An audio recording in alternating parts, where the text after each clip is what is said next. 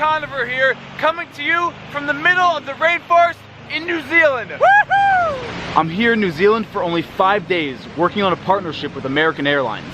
And my mission in this video is simple. I am scouting out the best locations on the North Island to film a full send travel series sometime in the spring or the fall if you're in the Southern Hemisphere in 2019. Without any ado, this is Traveling to New Zealand. You're going to start your trip on the North Island in the most populated city in the country. Number 1 on my list is Auckland. In a country where there are more sheep than people, Auckland is a vibrant, bustling cityscape. It felt like Tokyo, San Francisco, and Seattle all mixed into one, based around 2 large harbors, and in the center of the city, the iconic Sky Tower. For the first activity on my list, we are going to the top of this guy right here. Skywalk Auckland is the best way to get a full 360-degree panoramic view of the city. Awesome, we're currently here in the beautiful city of Auckland, 192 meters up on the Sky Tower. No handrail or anything, you're just secured in with a harness. I'm not afraid of heights, but when you leave the gated area, it's the ultimate shot of adrenaline and it's guaranteed to kick the jet lag. I'm joined on this trip by my manager, Jared, who, well, Jared's deathly afraid of heights, but he was a champ and went out on the skywalk anyway. And for the more daring, there's the Sky Jump, which is a base jump by wire off the Sky Tower. 1000% worth it. Auckland is known as the city of sails, with more boats per capita than anywhere else in the world. With that said, I recommend learning how to sail in an authentic America's Cup yacht. It's very hands-on, you're working those grinders to hoist the mainsail, and if you're lucky, you might even see a pod of dolphins riding the wave in the bow, or maybe someone doing a full send bungee off the harbor bridge, and of course, stunning views of Auckland from the water. Leaving the bustling city life of Auckland, I drove 2 hours south through the lush countryside. Next up on my list is the sleepy surf town of Raglan. Now Raglan is at the top of every surfer's bucket list. The peeling left-hand break is said to be one of the longest rides in the world. Ever since I was a kid, I have dreamed of surfing perfect left-hand bombs at Raglan. As you can see though, it is a stormy day, onshore winds, kind of chop and slop out there. So we will see if I get to surf it or if I just stand here like a sad, wet dog in the rain. Eric Conover, reporting from Raglan. Wet, cold, and I'm not gonna lie, a bit defeated.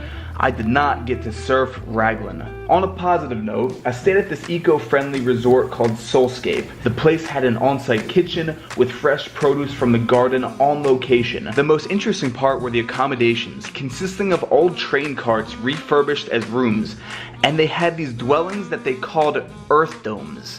Pretty cool stuff. Very sustainable and conscious of the environment. I highly recommend it. I wish you could see it though in its full glory with a blue sky. But sometimes life isn't all blue skies. They say here in New Zealand, you can experience all 4 seasons in one day. It's now the next morning, and we have a beautiful sunny sky.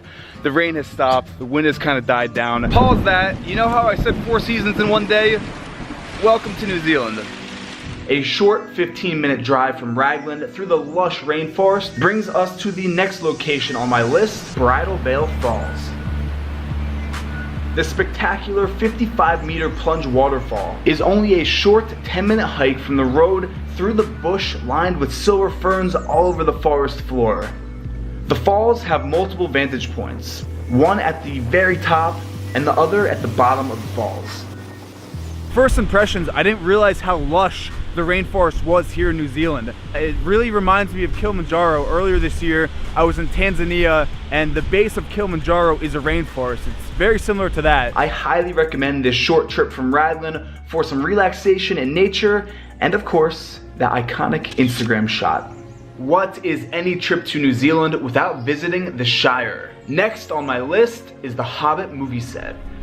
Growing up, I was a massive fan of The Lord of the Rings, and to see this movie set in person, in real life, it's kind of like a childhood dream come true, just to see the level of detail at this place. There are 44 hobbit holes dug into the hillside. The film set covers 12 acres of pastures and is an actual working farm covered in sheep and tons of little lambs roaming around the property. One piece of advice I have: when you come here, you should know in advance that this is a major tourist destination for the country of New Zealand. Our tour guide Luke was saying that it's more popular now, 20 years after the film, than when it was first opened to the public as a tourist destination. It's actually pretty packed right now, but in no way will that stop you from stepping back into Middle Earth.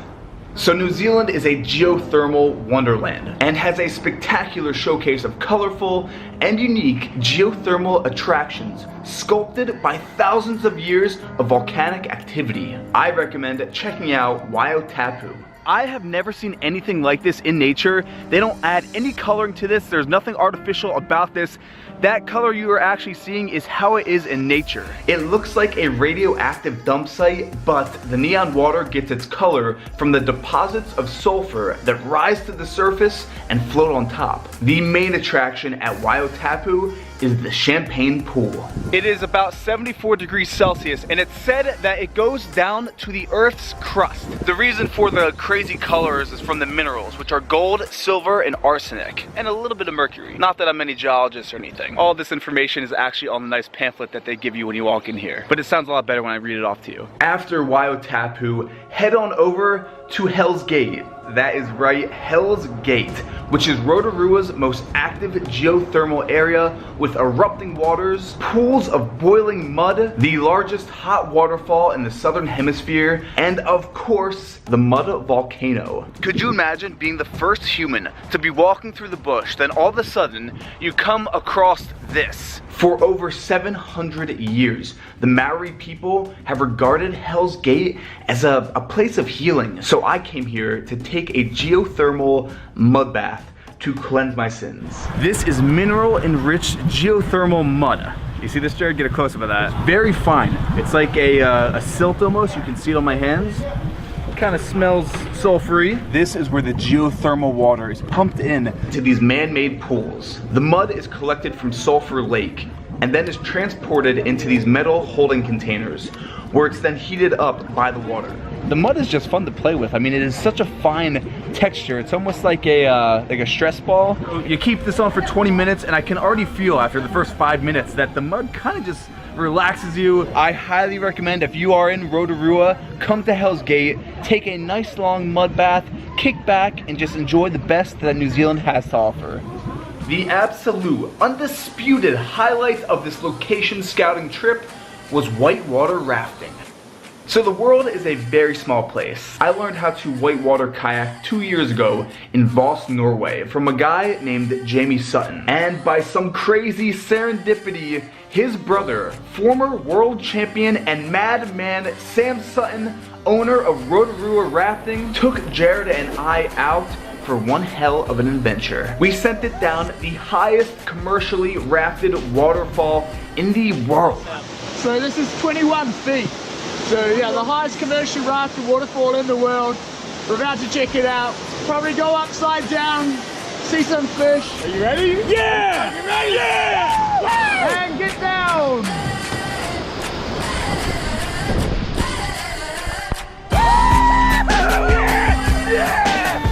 You will feel high on life after the plunge. You might fall out of the raft unexpectedly like Jared did. Let's